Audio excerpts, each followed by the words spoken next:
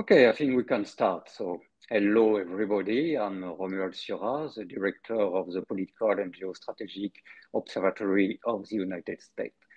Thanks all of you for joining us for the inaugural conference of the observatory, United States 2024 Political Danger. We have tonight four wonderful panelists with us, starting with Ester Fuchs, who is Professor of International Affairs at Columbia University and Director of the Urban and Social Policy Program. Robert Shapiro, who is Professor of International Affairs at Columbia and Director and President of the Academy of Political Science. We have with us Marie-Cécile Naves, Senior Research Fellow at IRIS, and Federico Santopinto, who is also Senior Research Fellow at IRIS. I will start with you, Esther, if you don't mind. If you can, in 5-7 minutes, tell us your point of view of the current situation in the United States on domestic and international level, and also your view of the presidential campaign. Okay, well, I thought I would start by just giving the lay of the land on what is going on in American politics right now, because I know many people on the call are not experts in American politics and may just be wondering why a discussion of the American presidential election, which is taking place in November of 2024, is both urgent and timely in October of 2023. And so just a contextual point, unlike the European democracies, our election cycle here in the United States begins with primary elections. And the primary elections determine the party candidates in the general elections. It's essentially a nominating process. And it's important to bear in mind that this nominating process was created in the 1970s to democratize the election process, intended to give the public more direct control over nominating candidates for the two major parties. And I'll say one thing quickly about this. Structural changes in the political process, as we all know, don't always result in the desired outcome. And the process in the United States has been far, far from democratized. And so here we are in the onset of what is supposed to be, one of the crown jewels of the American national political process, which is that the public has a direct engagement in actually nominating candidates. And we find ourselves in a situation right now where I would say, without hyperbole, that, democracy is in trouble, in fact, at risk in the United States during this election cycle. And I want to go through a couple of general reasons as we start the conversation, and then we can come back to some of the more particulars, but just to understand why the situation is so fraught.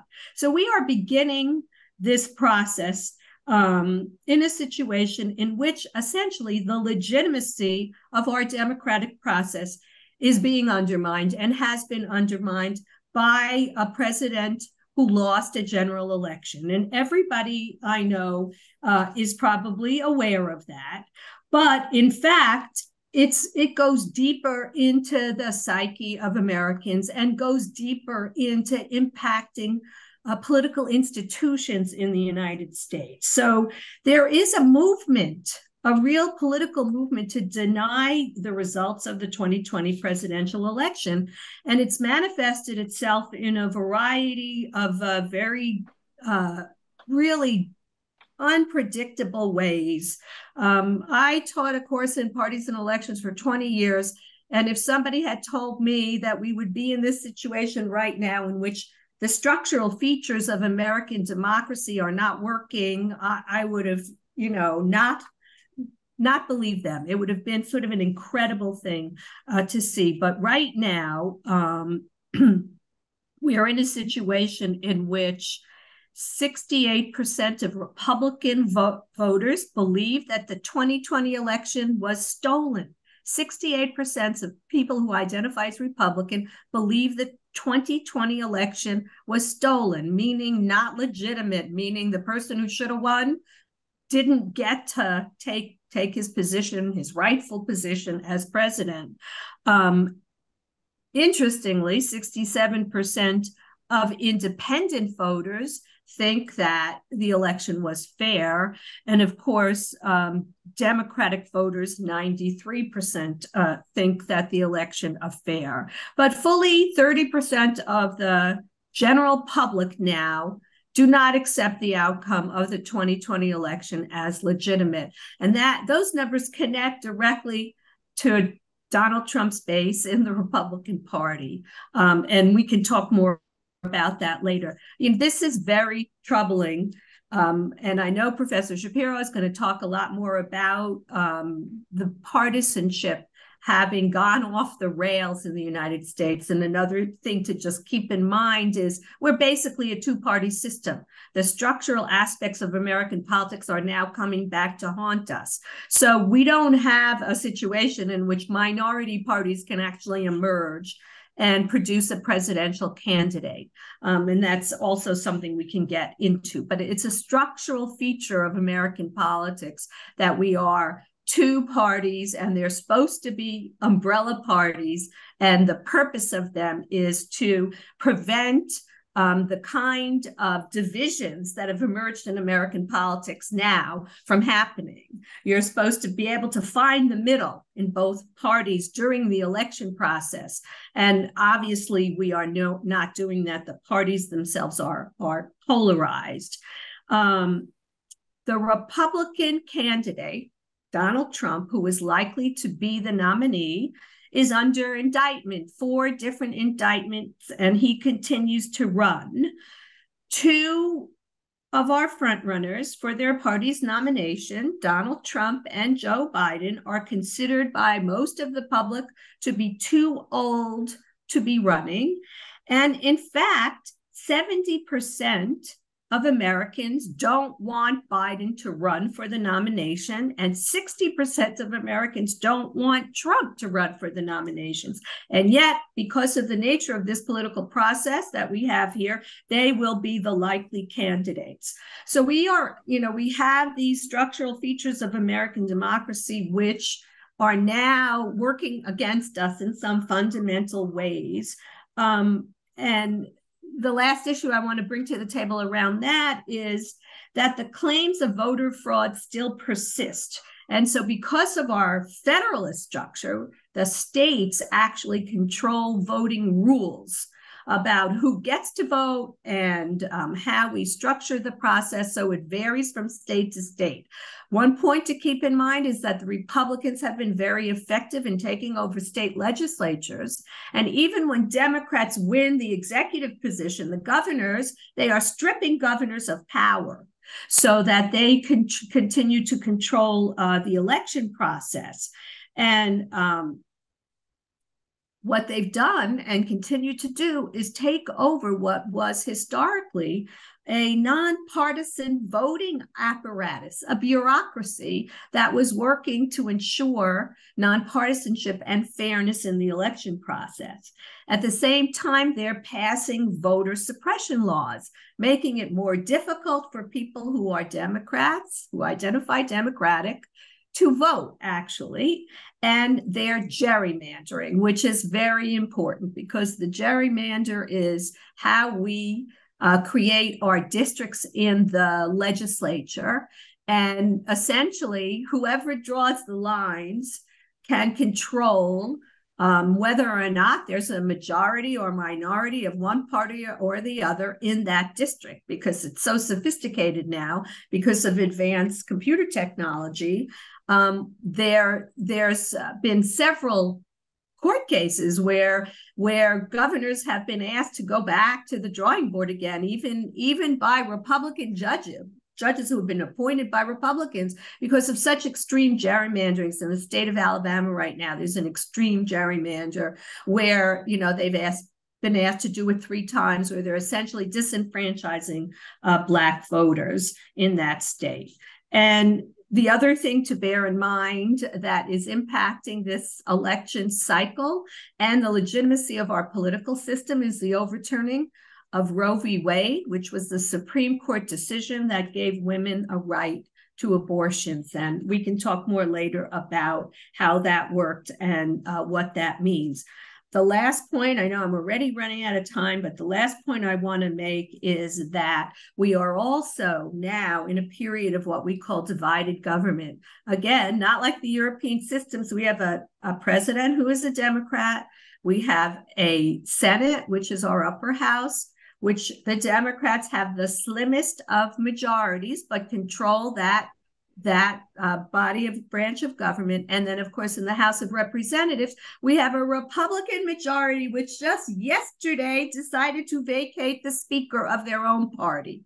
And so we have no leader in the House of Representatives. So this is producing what I am calling a rolling crisis in American politics. Nobody can come up with legislation around the border. So asylum seekers are being bused from the border by Republican governors to New York City. It's an extraordinary situation. We haven't dealt effectively with the post-COVID economy in American cities. So we've got downtowns which have been emptied out of people coming into the offices. This has to be dealt with. There has to be a reinvention here.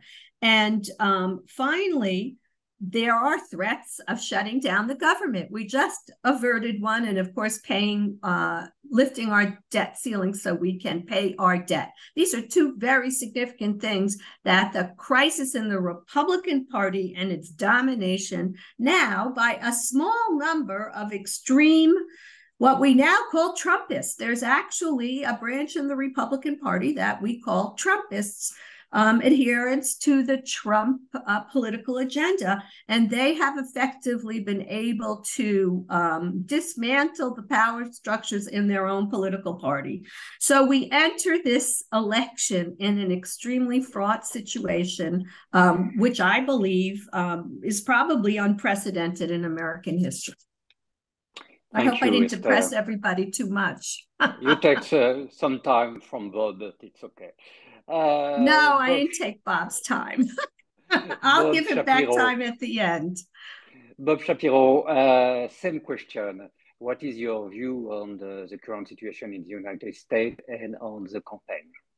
Okay, well, what I want to speak to is one you of have 5, 6 minutes. 5, 6, 7 minutes. Yes, I'll be quick.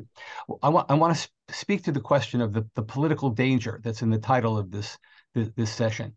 And this political danger came about as the result sort of a perfect storm. And the perfect storm was actually Donald Trump preceded by the Tea Party in American politics at a moment in time at which the American politics had become already extremely polarized ideologically. Now, the political scientists used to complain that the parties did not offer the voters a choice between ideologically distinctive parties that could lead to changes in the political agenda and dealing in different ways of dealing with public problems.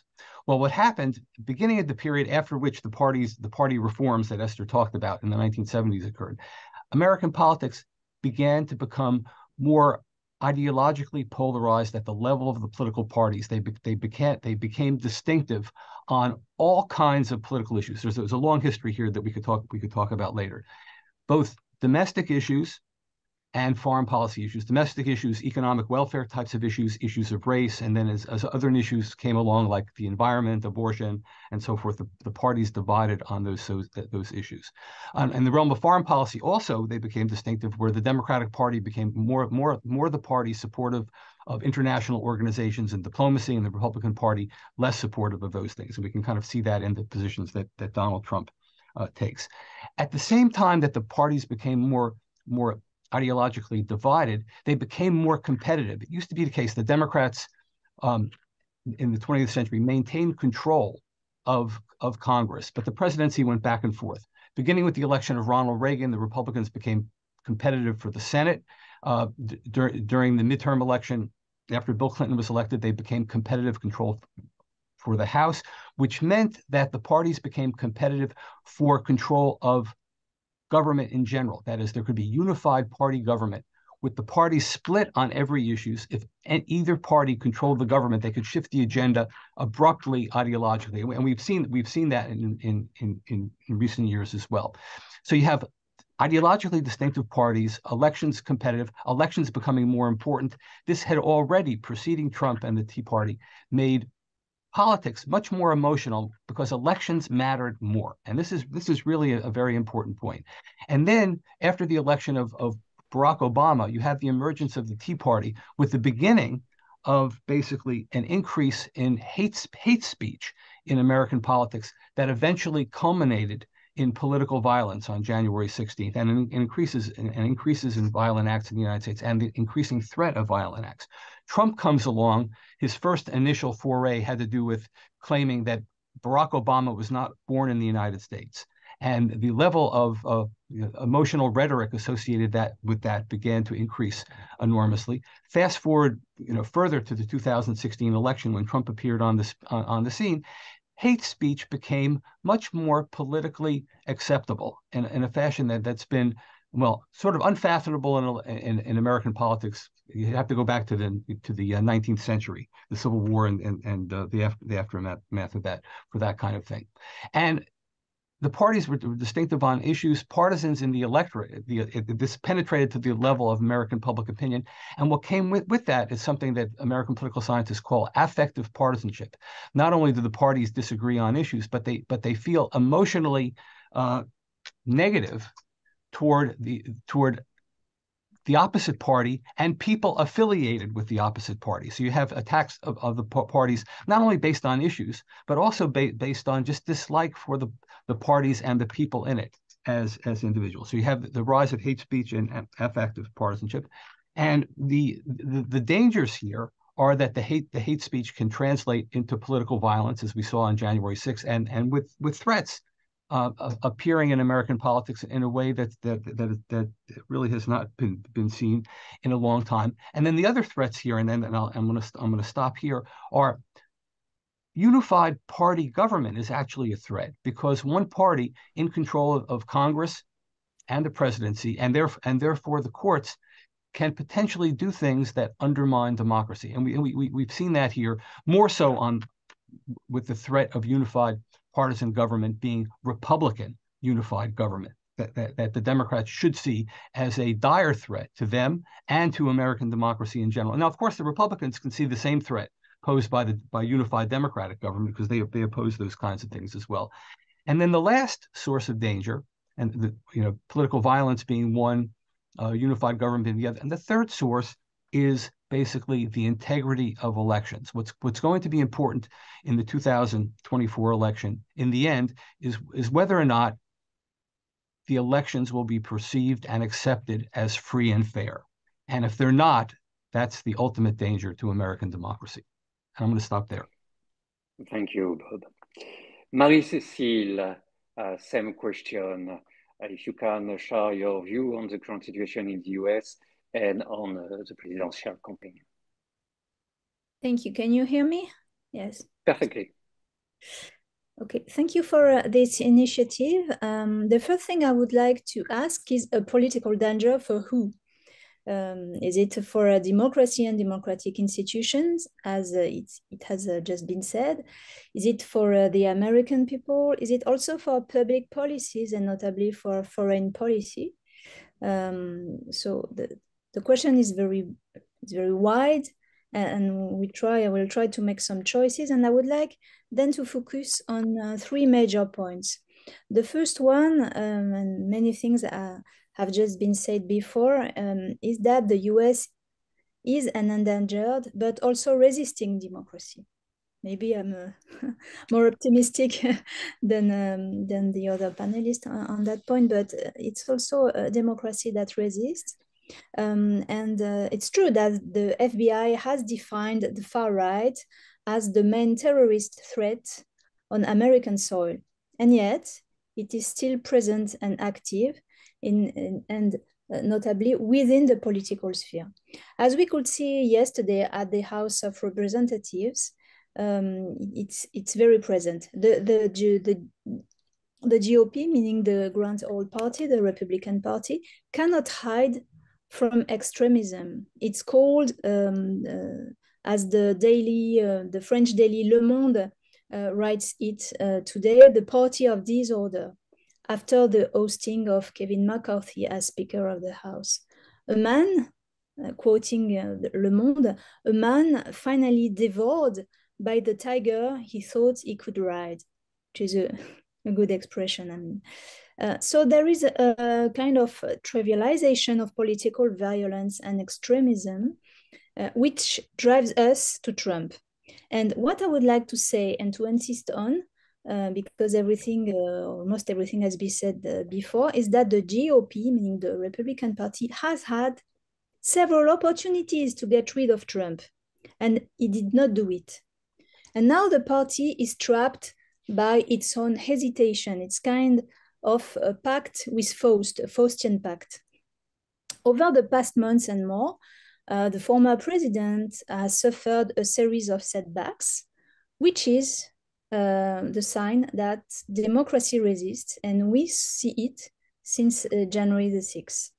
And yet, Trump is still the favorite for the domination of the Republican Party for the next presidential election. And the party refused, and mostly still refuses, to recognize the results of the 2020 election. He proved incapable, and Kevin McCarthy first, to give an end to this relationship with Trump. And this ability has not been paid back. Today, Trump avoids the TV primary debates. He keeps insulting his opponents, and it aims at implementing a vertical power, at purging, he says it, at purging the federal state of anything he sees as suspicious, be he re-elected. So a danger for who? Maybe, first of all, for the democracy, but also for the Republican Party, if we could say it. The second topic I would like to talk about, and it has been previously mentioned, is abortion. Why? Because abortion rights are bound to be a major issue in the US presidential campaign. It's still a major issue, and it's bound to be the same over the next months. Abortion rights stopped and expected a red wave in the 2022 midterms in November 2022, and the abortion rights are currently likely to draw more Democrats and some independent and even Republican voters to the Democrats next year. What is at stake is major for women and for individual freedom, and then for democracy as a whole. You remember probably this formula of the 90s, saying it's the economy stupid.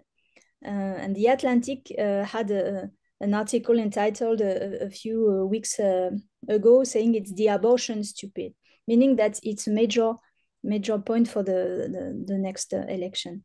And due to local laws in states which triggered a series of abortion bans across the South and Midwest, thousands of women are being denied and will be denied at abortion, whatever the situation, and even if their life is in danger. And Republicans are embarrassed because they see that drastic restrictions on abortion rights do not pay off electorally. The party is being lobbied by a fanatical base, and abortion rights are now causing a rift within the conservative camp itself, as we could see with Trump's opportunism these days on the issue. Because he thinks about the general election and he knows that it's not paying off. One last point about abortion. This summer, Ohio voters rejected a ballot measure which would have fragilized voters' rights in general. The measure would have made it harder to amend the state constitution. It aimed at helping defeat a November referendum that would protect abortion access in the state, but also, more than that, the threshold for passing future changes to the state constitution, whatever the issue, could have been 60% of voters, up from 50 now. So the referendum went beyond abortion, arguing it is simply undemocratic to curb citizens' power. So fighting women's rights reveals a will to fight all democratic rights, though that's why it's going to be a major issue next year. Last point, and I will be very quick, but we can discuss about it later. Foreign policy.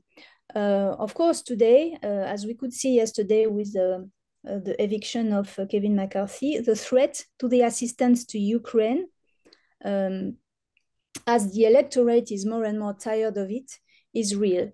And Republicans talk about focusing spendings on the fight against illegal immigration at the southern border. So there is a major point here. If Trump is re-elected, multilateralism, this is my second point about foreign policy. If Trump is re-elected, multilateralism could suffer worldwide, although it's important to say it, Biden's vision of it is more open-ended than when he told the Europeans when he took office. And on a series of subjects like China, Iran, the Israel and Palestinian issue, nothing is likely to change whoever is elected, but there are other major issues like climate, the health crisis worldwide, which are bound to be considered very differently if it's Biden or Trump who is elected.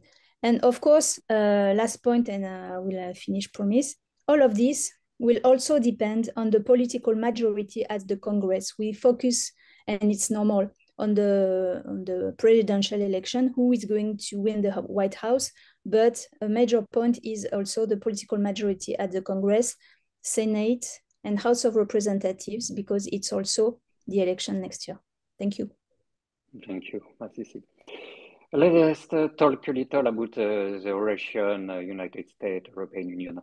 Federico, what is your view on the current campaign, and how this next coming election can impact the relation between European Union and United States?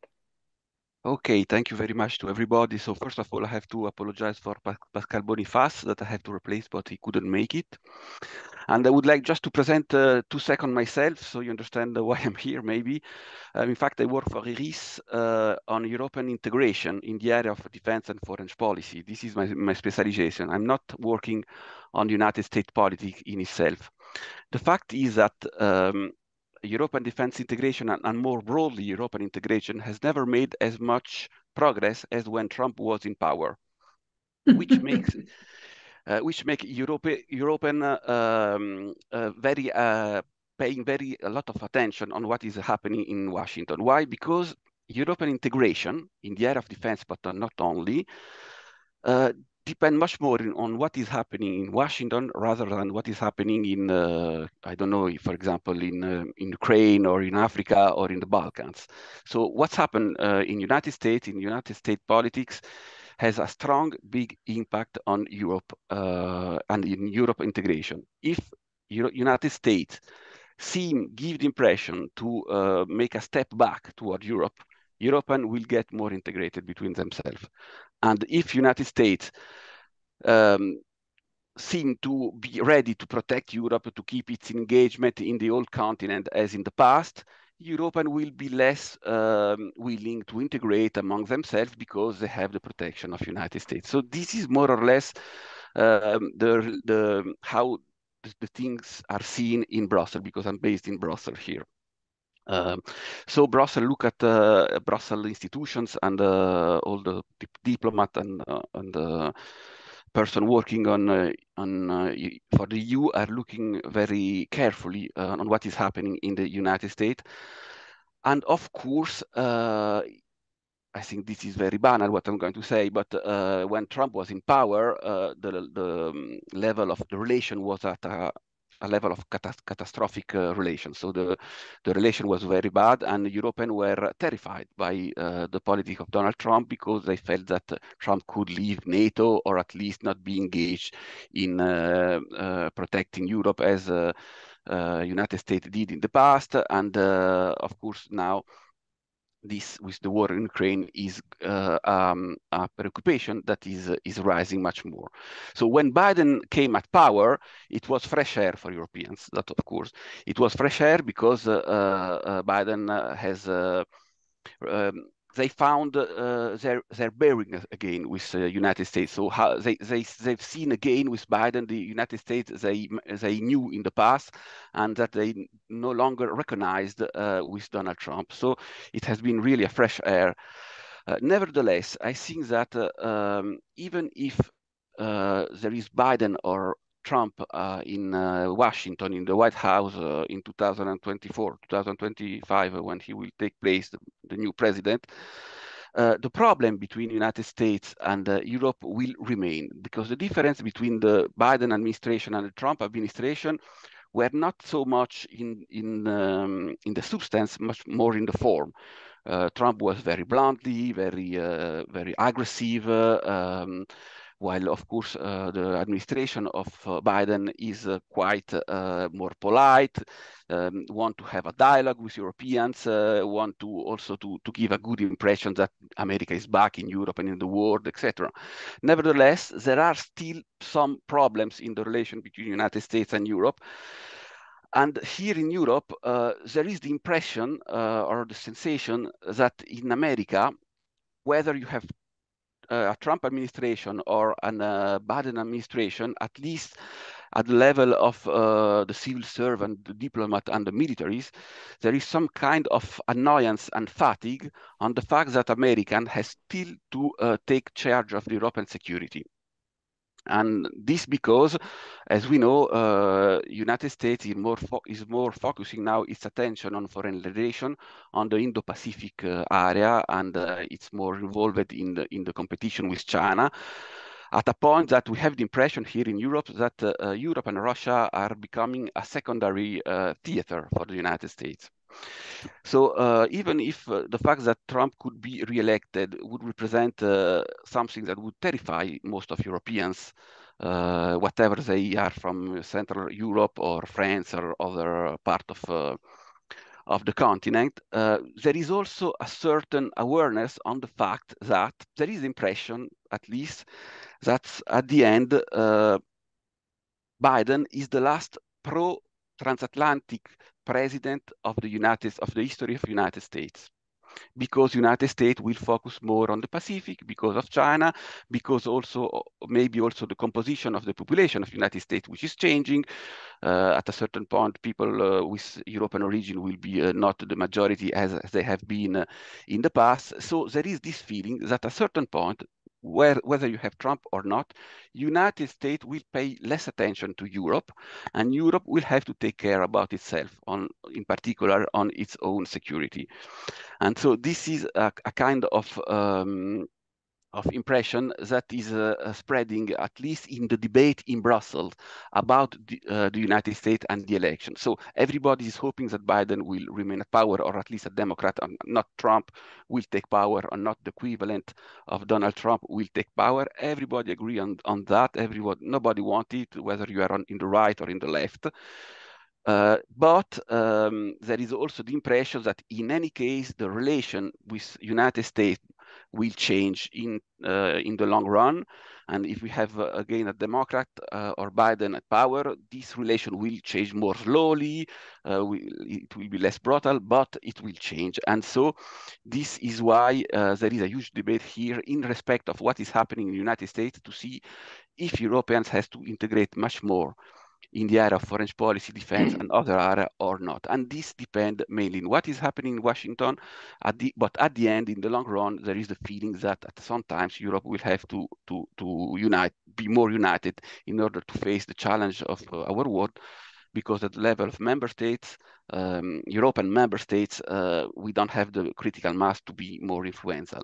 So this is more or less how the the election are seen, I'm not saying in Europe, but at least in Brussels among the EU officials and among the EU diplomats. I just also wanted to make a little comment on what has been said before.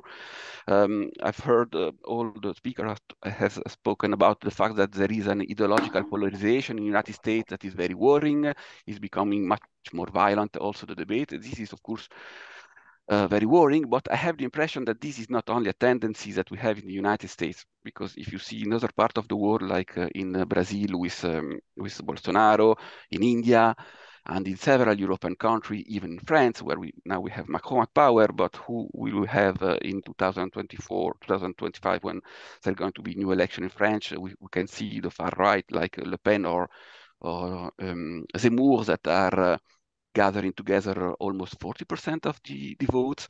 In Italy, you have also somehow can call it more or less a post-fascist or at least far-right party at power.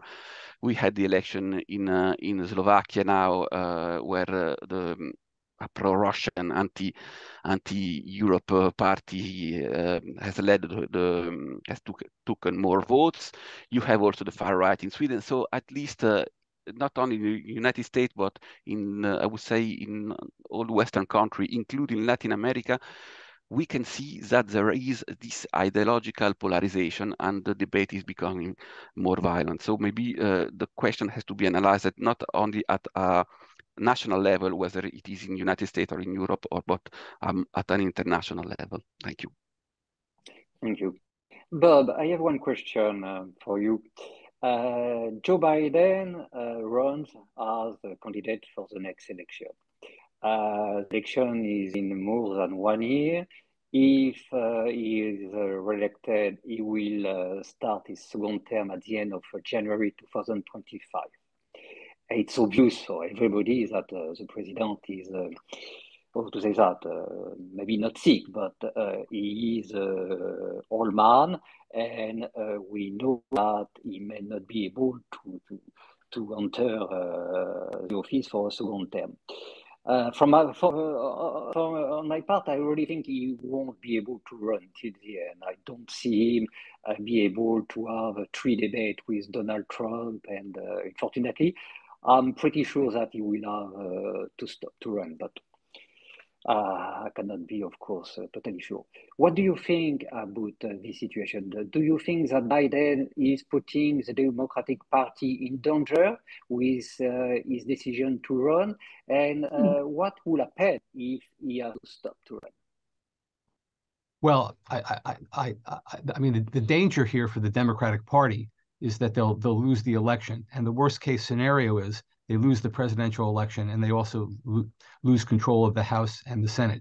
The question is, well, the one question is why is Biden still running? Biden's candidacy is predicated on the fact that he defeated Donald Trump in the 2020 election, and that was before the January 6th assault on the Capitol and all of Trump's indictments and so forth. So in the abstract, it would seem inconceivable that Trump could win the presidency in 2024, given the fact he lost in 2020. The problem in that reasoning, of course, is that the election in 2020 was extremely close. Biden overwhelmingly won the popular vote, but he won the election by 44,000 votes in a handful of states. And that means the next election is going to be extraordinarily close here. There's a huge gamble here in Biden running against Trump. On the other hand, there's a question of whether or not any of the other candidates would be any better running against Trump. And there's just considerable uncertainty here. The problem is that Biden made a decision to run. Time has passed, and the Democrats at this point are committed to having Biden as the candidate unless he chooses to withdraw. Esther, what do you think about this situation? Yeah, Bob makes a really important point because Democrats have been winning the popular vote for the presidency. So there's more support for Democrats in the United States. But because of the Electoral College and the structure of how we elect our presidents, which is indirect democracy, each state brings a certain number of electors to the table, the Republicans have gamed this system successfully. So we end up with this kind of minority rule. And it's very difficult for the Democrats to game this at this point when you have an incumbent president who beat Donald Trump in the Electoral College, very close race. We know it's going to be close again. And there doesn't appear to be another person out there with the same political profile as Trump, as Biden. And I think just one last thing, that's kind of an important part of this story right now, which is, the Democrats have lost ground in what we call middle America, in the white working class voters who dominate a number of these states. And so these races have been very close, and Biden was able to sufficiently draw from that population to win narrowly in a number of those states. But this is not a sustainable model for a majority party to win, frankly. And this is where, in many ways, it goes back to some of the things Federico and Marie-Cécile were saying. There are, deep crises in the global economy that we see manifested in all the world's democracies right now. And I can speak best to the United States, but I agree with all those general points about what's going on. And there is, a population that has essentially been left behind by globalization. In the United States, it goes back to Bill Clinton and Al Gore promising everybody, oh, don't worry, when we offshore all the industrial jobs, all the new clean tech jobs will be here in the United States, kind of pretending that no one else was going to build technology. I mean, it was ludicrous and absurd when you think about it in retrospect. And we had no retraining, no significant retraining. And so there is still a core of Americans, both Black and white, and Hispanic, but mostly it's really a white working class population who no longer feel part of the American dream, or that they can sustain the lifestyles that their parents sustained. And Donald Trump bore deeply into this population, and then he added what used to be a dog whistle around race and anti-Semitism, okay? Jews are replacing you. Mexicans are replacing you. Blacks are replacing you. This becomes part of the political conversation that hasn't been, said out loud for 50 years. And now, as Bob said earlier, it's a legitimate part of the political discourse.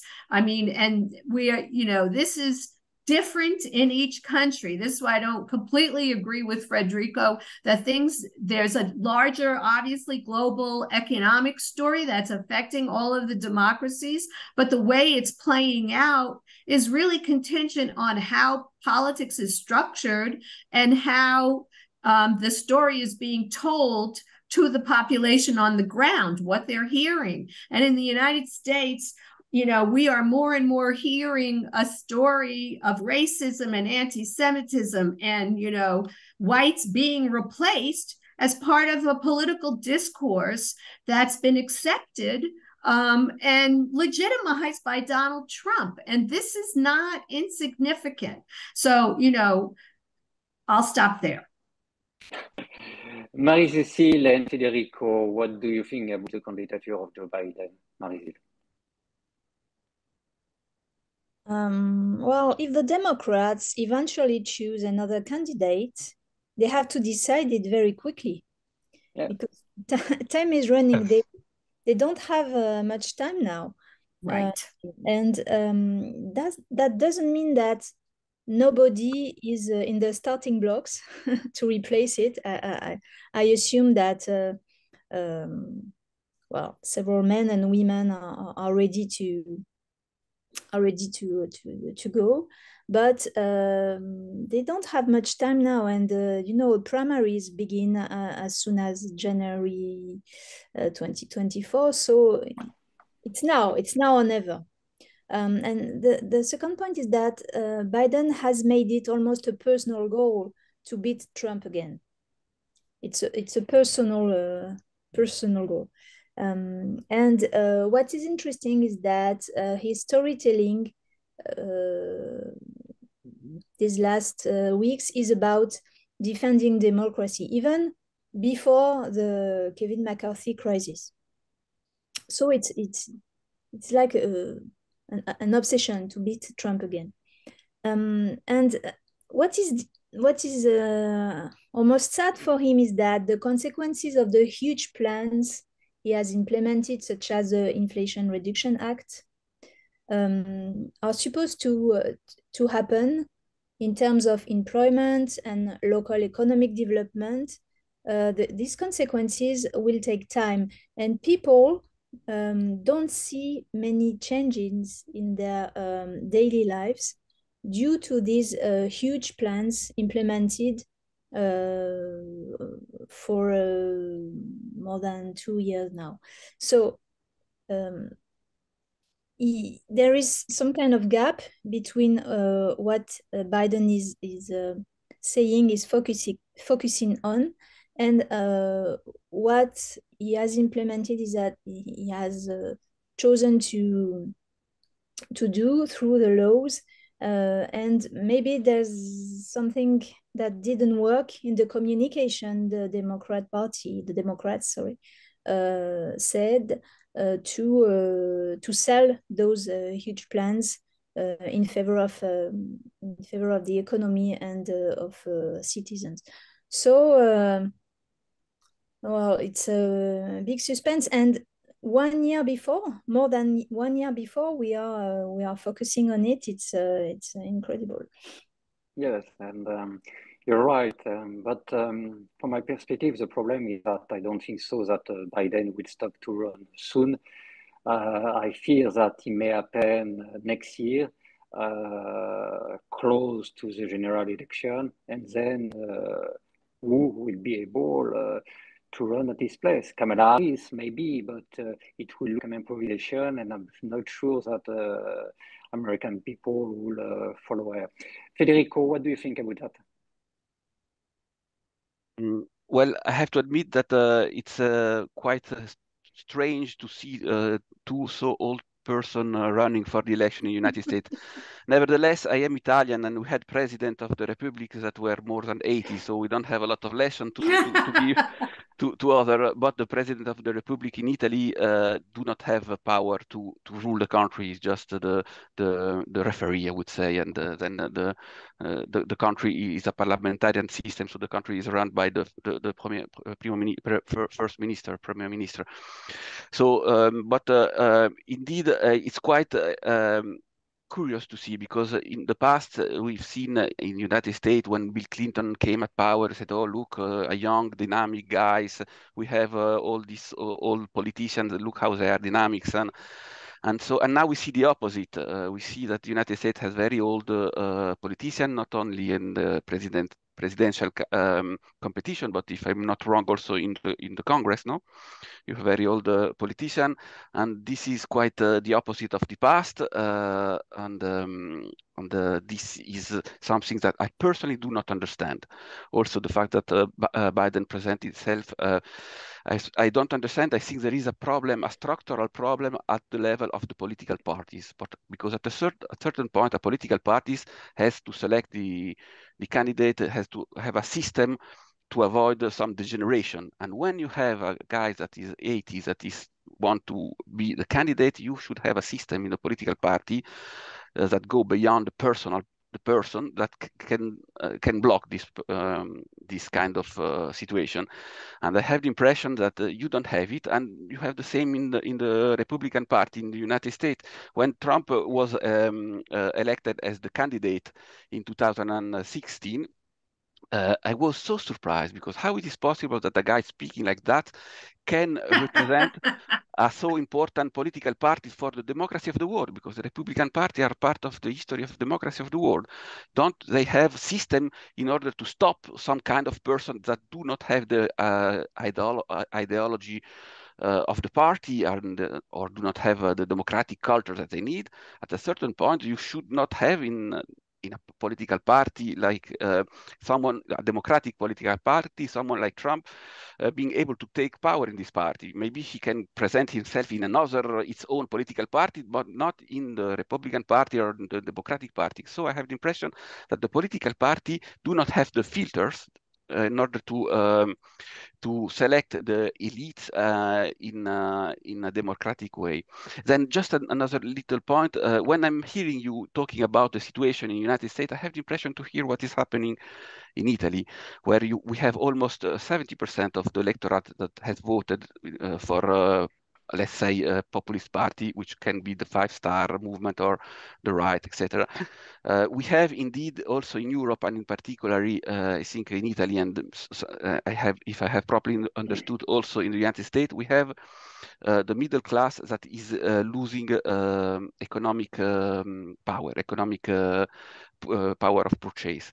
And this is a key point. This is very strong in Italy, and maybe we have a similar situation in the United States. I think this can explain also the electoral phenomena that we are seeing not only in the United States, but in other developed countries. One quick question for you, Bob. It is a rumor that if Biden has to stop to run, that Michelle Obama may take his place. What do you think about that? Well, also, I think all signs are that Michelle Obama doesn't have any interest in running, but the Democrats do have it. They have a deep bench of potential candidates here. They have Gretchen Whitmer, Jared Polis, Josh Shapiro, Kamala Harris, Gavin Newsom, Pete Buttigieg, and then Governor Pritzker, and then even Bernie Sanders. So there are other viable candidates out there. I mean, Michelle Obama has a lot of charisma and appeal, and so that she could be a possibility as well if she wanted to do it. But I don't think there are any signs that she wants to do it. The one other thing I want to add, and this speaks to, we can talk about the economy stupid or abortion stupid, but where all this comes into play has to do with the closeness of the election. We're talking about close elections in a small number of states: Wisconsin, Michigan, Pennsylvania, Georgia, Arizona, maybe Nevada, maybe also New Mexico, Minnesota, New Hampshire. Any of these issues can make a difference, not so much in terms of the relative support people have for different sides of the issue, but to the extent to which these issues motivate people to vote. Voter turnout is going to be crucial, and it's basically, common wisdom, common knowledge that voter turnout matters, but it really does matter. And it's a question of to what extent Biden and Trump can excite voters in their base enough to come out to vote. Marie-Cécile, you were talking about abortion and the Supreme Court. What do you think? What can we expect now from this Supreme Court after the abortion? The worst. Well, it will take time, but as many specialists of the issue say, notably law professors, such as Mary Ziegler, the Dobbs decision of June 2022 is not an end, it's just the beginning. Because fanatical groups want now that abortion be banned all over the United States, not just that the different states at the local level have the choice to ban it or not, but that there is a federal law banning it, which is a tricky issue for the Republican Party now, because as I said before, it's not paying off electorally, but they are tricked by a fanatical base. So concerning the Supreme Court, one of the major decisions that is going to be made in the forthcoming months, I suppose, or maybe years, is about the abortion pill. And then we will see if the judges, the justices, want to go beyond Dobbs or stay at this level, because Dobbs, because if they decided to ban the abortion pill at the national level, it will be against Dobbs. And so all the arguments on Dobbs saying it's a local issue, democracy at the local level, etc., would explode, and they will have to remake their argumentation again. So the decision in the forthcoming months or maybe years, but I don't know, about the abortion pill will be decisive, and we will then know what is going to happen to women and to human rights, because it's not only, as I said, a women issue, but it's an issue about all individual freedom. All right. Somebody want to add something regarding Supreme Court? Yeah, I mean, on two things. I wanted to address the issue that Federico brought up about the problems within the Republican Party. One thing to bear in mind, and Bob has actually done some research on this, which is that during the Trump years, and which started before, the moderate middle of the Republican Party hollowed out. They left the party, literally left the party. So the folks you're seeing in the public opinion polls much more reflect now this small Trump base. So they, because of the primary process that I alluded to earlier, which empowers voters who are registered for their political party, these are closed primaries, they nominate, ironically, this grassroots approach to nomination, not actually allowing party leaders in smoke-filled rooms, as they used to call it, decide who the nominee will be.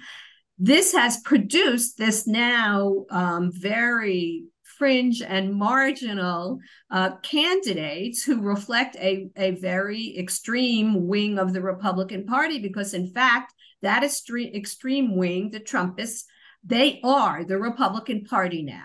So the question will be, and this has happened historically in the United States, it's called realignment. Is this a moment, as Bob pointed out, where the two parties stand for really dramatically different things, and that the Republican Party will no longer be a viable national party? Now, they've done a lot to prevent them from happening by taking over state legislatures and essentially tilting the structures of the system to work in their favor, when in fact, in a broad-based election, if we were just doing a direct election of president, they would not win.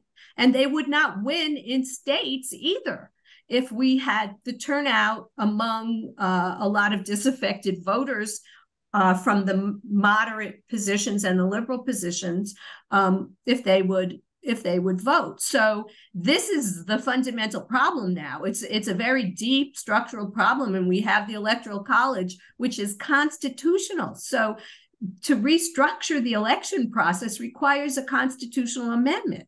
And these states, which have disproportionate power now, they have to agree to the constitutional amendment, and they're not going to give it up so readily. So I think that's really important. And then quickly on the Supreme Court, I'm not as pessimistic as Marie-Cécile. Only maybe I should be, but in engaging with a number of law professors who have been looking at these court decisions, there is one school of thought out there now that says that the Supreme Court primarily has been overturning decisions from the Burger Court. He was the head of the Supreme Court at the time. They are not going back to what is the Warren Court, the court of the 60s, where so many of these rights that we're familiar with were protected. And as Marie-Cécile pointed out, the decision in Dobbs was intentionally designed to say, we're giving back the decision about abortion to the states. They did not overturn it completely. So if you put those things together, we'll see what happens in the decision around the pill. It's hard to be optimistic, to be honest, but it seems that there is good reason to believe that this court will not go so deeply into overturning precedent that in areas that precede the Warren Court. And that is precede the Burger Court, rather. And so that is one of the reasons that I think they'll keep it in a way where they have suggested states have the legal authority here and not the national government. May I add two things, Romuald? Yes. The first thing about the Supreme Court is that a couple of recent decisions made by the Supreme Court about gerrymandering show that they want to protect democracy at the local level. Yes, that's really interesting. And I think that's right. So that actually speaks to the possibility that they're not willing to throw all of this away and be the Supreme Court essentially that consistently overrules precedent. It, delegitimizes the court, frankly. I can't, I wouldn't bet my, co-op on that position, frankly. I don't, but that seems to be what legal scholars are saying. Yeah, somehow the Supreme Court, surprisingly, but well, maybe not, is a kind of bulwark to protect democracy somehow. And the second point, very quickly, that I would like to add is about what you've just said about the recomposition of the Republican Party. Recently, it's very interesting to see that many neoconservatives have left the Republican Party after Trump was elected because they thought it doesn't fit for the job, and notably on foreign policy. And if we had known that during the Bush years, I mean the W years, it's something that we could never have imagined, that neoconservatives think that their party has gone too far to the right. And on foreign policy, it's interesting because they don't like Trump's view about isolationism, the fact that multilateralism, solidarity with the West, etc., are completely finished with him. So they even called to vote for Hillary Clinton and for Biden 2 years ago. So the real question will be if a new third party actually emerges to push the Republican Party out, that will be a party that can create a new majority. And Bob has written about this a lot. We are not there yet. No, we're not. But no, we need to be. It will be, of course, it will make sense. But okay. To conclude, I will ask each of you in 2-3 minutes, because if we want to exchange with the audience, we have to be a little quick. What is your view? What impact will have a reduction on Donald Trump on the world stage? Relation with, we spoke about European Union already, but with Russia, with Asia, Africa. Are we starting? Am I starting? I'll start quickly. I just I do not agree with Federico. I understand why he has his analysis the way he does, and empirically he could be correct. But it is unquestionably will be bad, not just for the United States, but for the world, for Donald Trump to retake the White House. He did extraordinary damage when he was president that most of us did not predict in dismantling the administrative state, including regulations around health, regulations around the environment, trying again to, pulling us out, for example, of the Paris Accords, and of course, pulling us out of the Iran nuclear deal.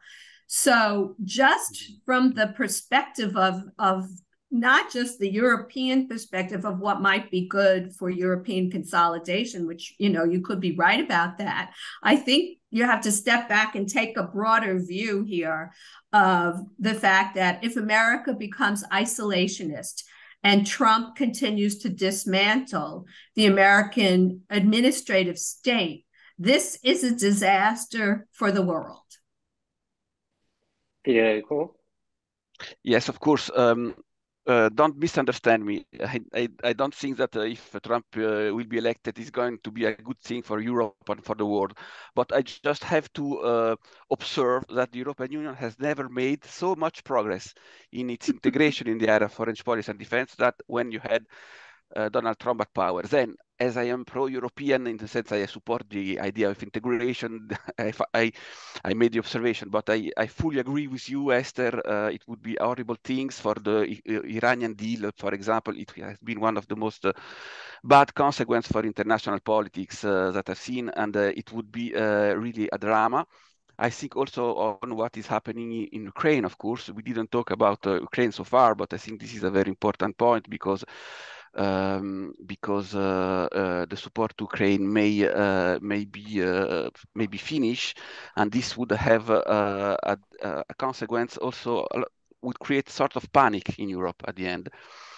So I think that if Trump would be elected, it would be a very bad thing for the humanity, let's say, if I can talk like this. And then I hope that in the case he is elected, that Europeans will wake up and will understand that they don't have to rely on others for their own security, and they have to rely on themselves. Marie-Cécile? 2 points. The first is that in the relationship with China, it won't change much. Maybe the tone will change, but the fact that the US considers China as not an enemy, but almost, at least on the economic, but also on the strategic and defense point of view, cyber criminality, etc., it won't change much.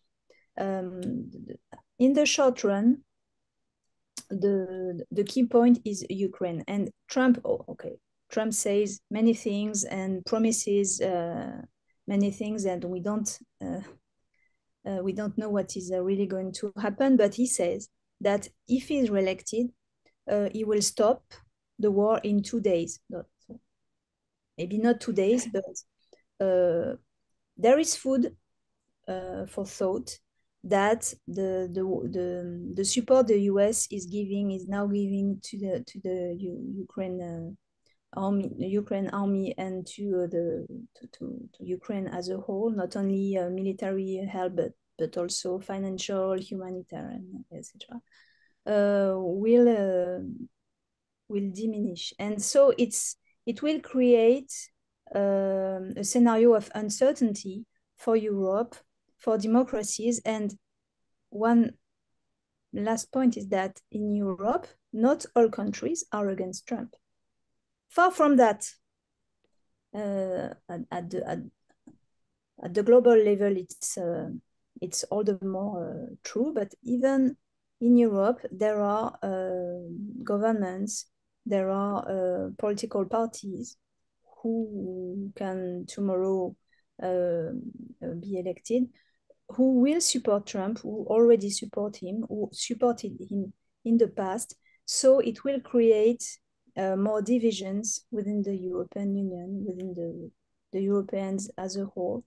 And this kind of uncertainty is not good, not only on the military field, but also on the economic and strategic fields. Bob? Yeah, I agree. The key word here is the uncertainty that gets introduced with Trump being elected. And that the thing that will be different, that'll add more uncertainty and maybe more craziness and instability, is when Trump was elected, he appointed some good, solid people to his administration to deal with national security and foreign policy. We can scratch our heads about who he appointed as Secretary of State, but this time around, he's more likely to appoint people who are more likely to be his yes men and yes women, and to see things eye to eye with him, and perhaps have the same degree of craziness, so to speak, in their demeanor and behavior. And that adds just another layer of uncertainty. And I just want to add 2 other things here, just to comment on the court, where the court can be counted on to act in a conservative way, has to do with issues of regulation, which would include the environment as well. That's where the conservative agenda is likely to be pushed. I think the other social issues may be less crucial here. And then the one other thing having to do with the problem in the Republican Party. Donald Trump got the nomination not so much because a majority of Republicans loved him, but because he was running against 16 other candidates. And they split the vote. And because of the rules, he was able to accumulate enough delegates to get the nomination. This go round, and this speaks to the miscalculation on the part of the Republican Party, if there is one, but also on the miscalculation of the other Republican leaders who are running against him. What were they thinking with that large number of candidates running against him? Is it really surprising now that Donald Trump is leading in the race? That suggests a degree of irrationality that's a little hard to believe. Yeah, it's exactly the same scenario than in 2016. Yeah. Except they should have learned from 2016. Yes. Not. Fascinating. We have several questions waiting for us. From Joel Melb, what could be the impact of the war in Ukraine, including the support provided by the US, if disappear?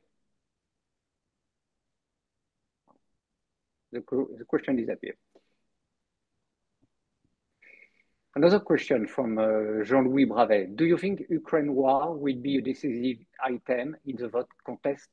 Which item will be the key point? I mean, I would just say one quick thing, and Bob can, I'm sure, speak more to this too, which is that in general, Americans do not vote on foreign policy. They have opinions, they have strong opinions, but when it comes to actual vote choice and their vote calculus, the foreign policy issues tend to recede. So while right now there is significant support for aid to Ukraine in the United States and among voters, I don't believe that's going to be an important issue in people's choice of who they vote for in the general election, unfortunately.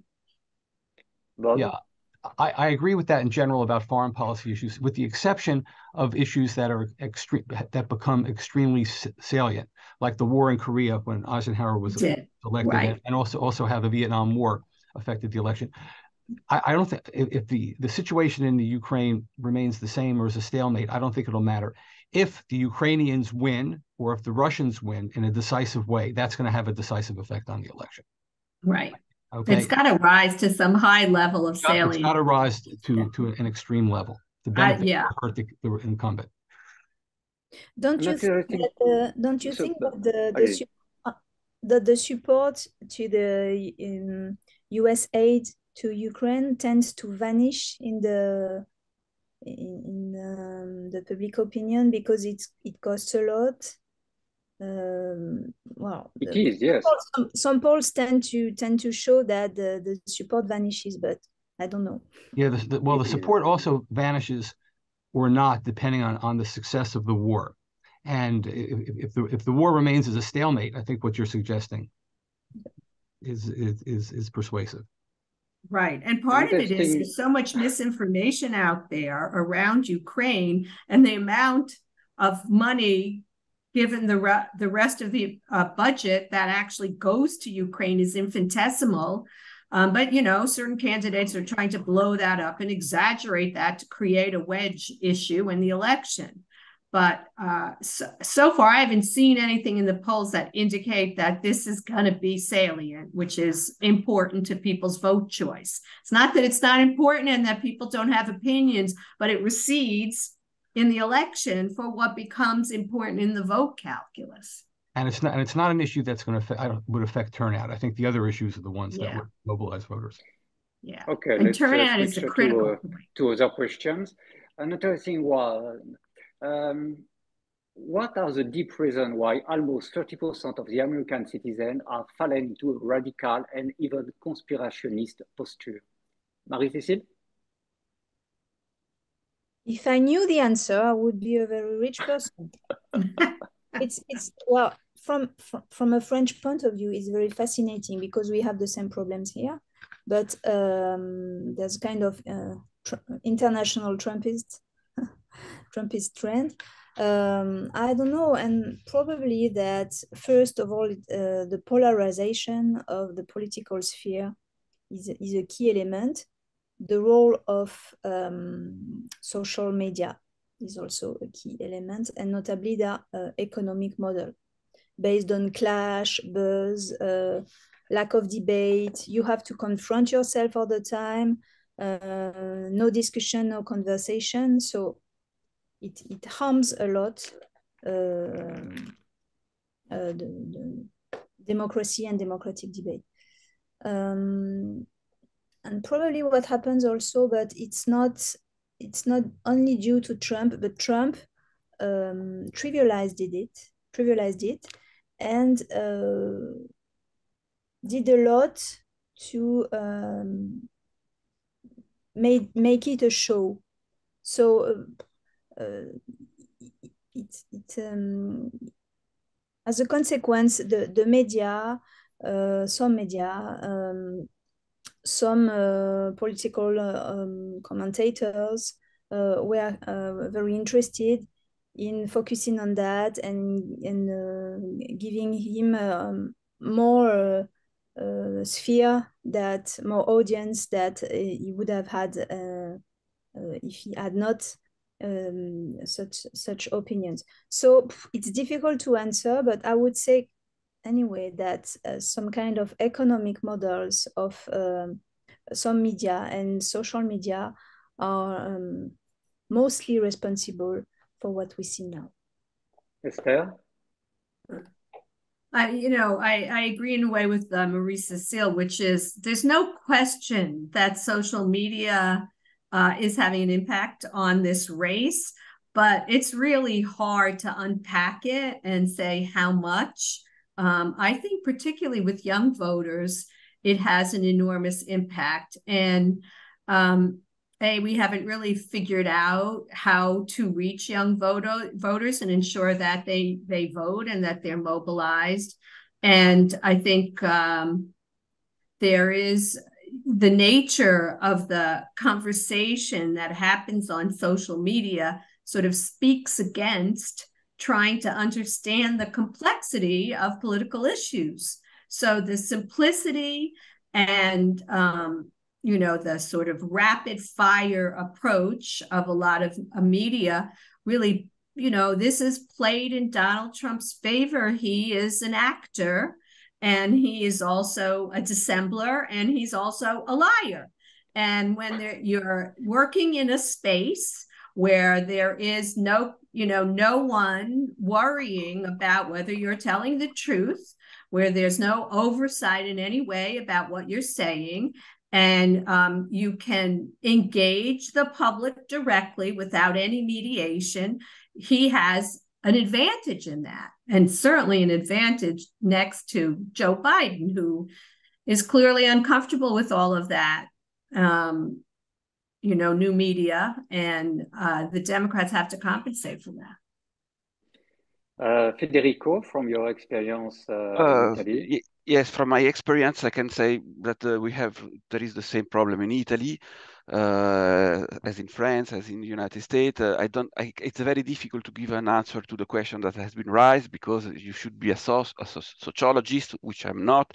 But I have still the impression that when the middle class is becoming more poor and losing power, becoming more poor, and it's very distant from the power, the imagination of this middle class can become more active, let's say. I can imagine that this is due to some kind of complotism or whatever. So this is a point that in my opinion, could explain why, in general, in several democracies, you can see that a lot of people, a lot of voters still believe things on fake news or bad information, let's say. Then I just wanted to ask you if I can ask a question to the other panelists also. Of course.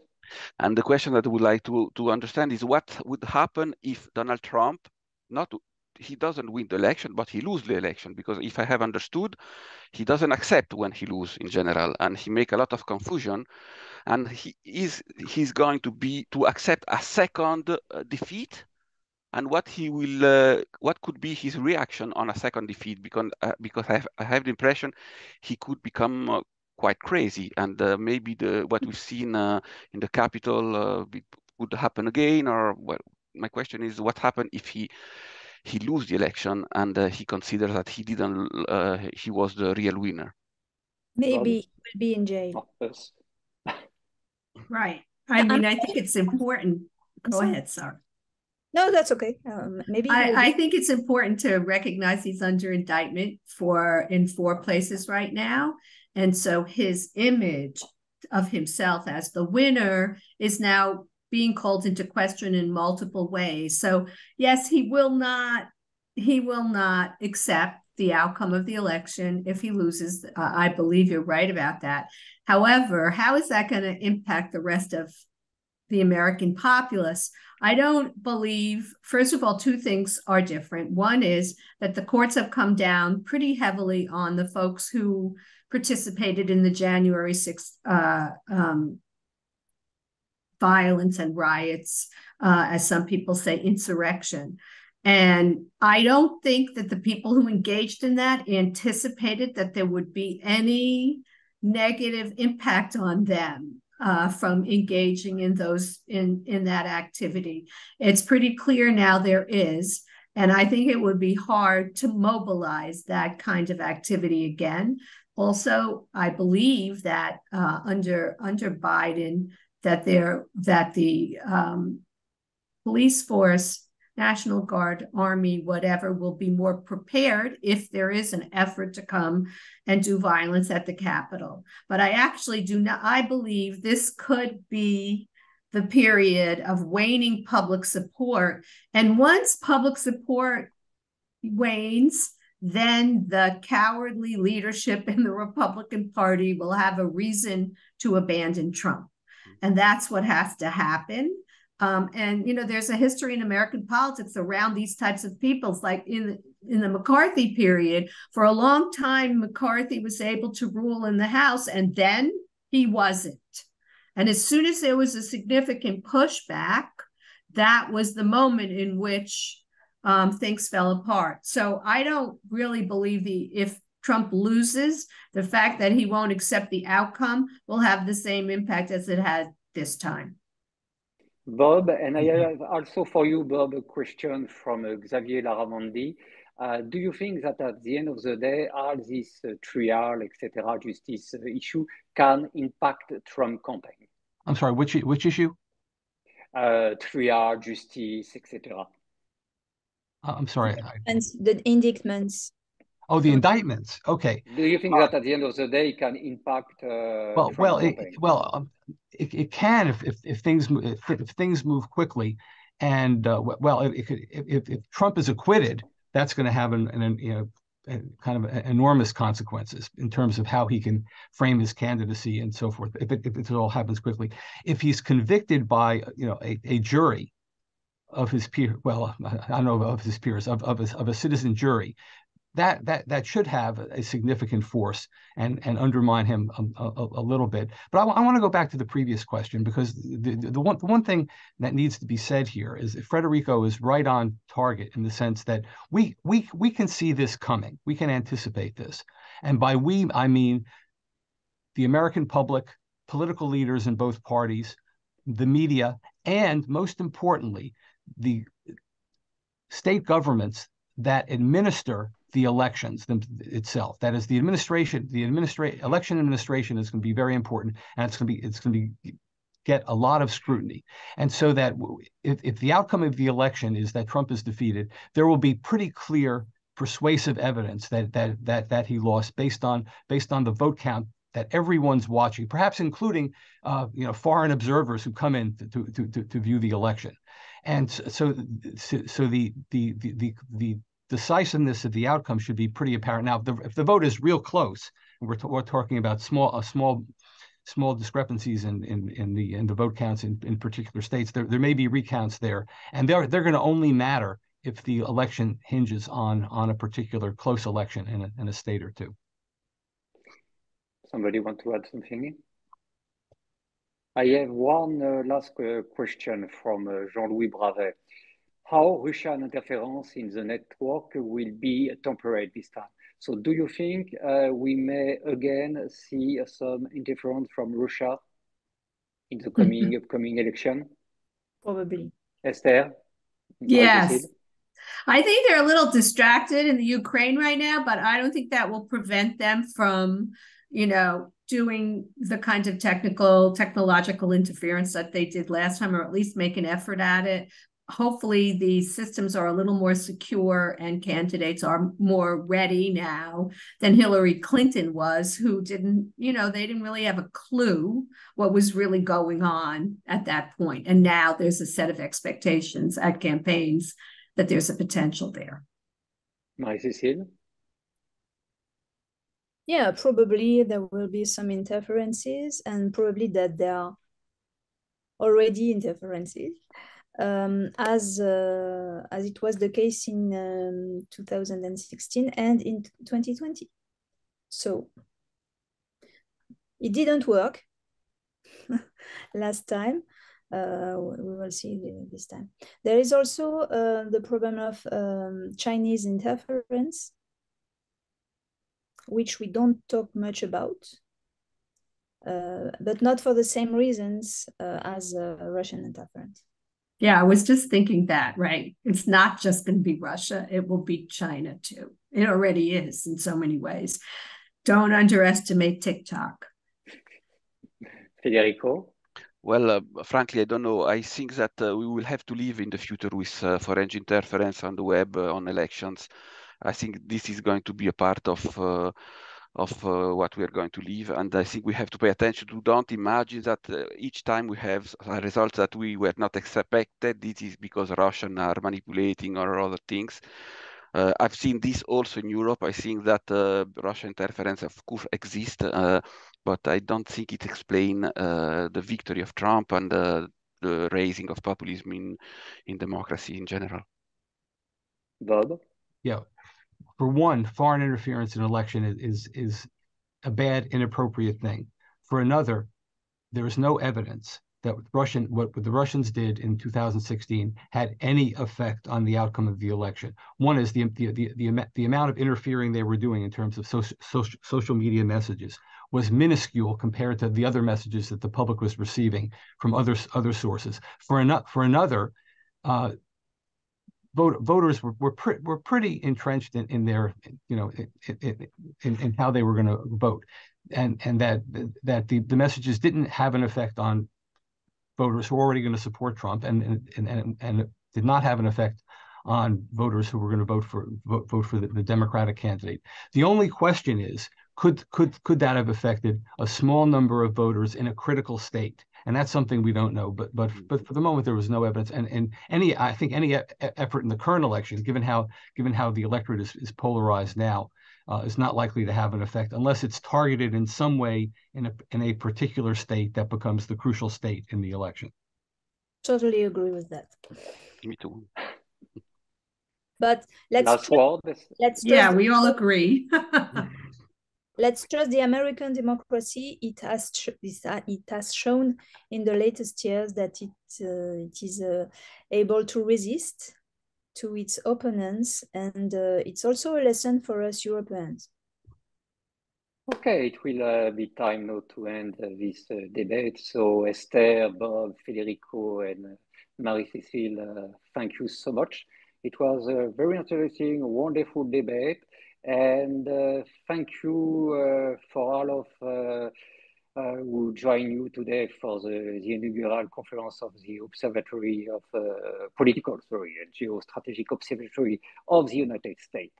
You can visit us on the IRIS website. Next week, we'll start, it will be possible to stream a series of conference of debate of interview I had with Zbigniew Brzezinski a few years before he died.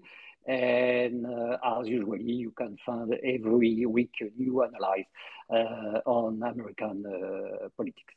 Thank you very much, and thank you. Thank you. have a Take good care, day. everyone. Thank you for the Bye one bye. who are in Bye. America, and good evening for the others. Bye. Bye.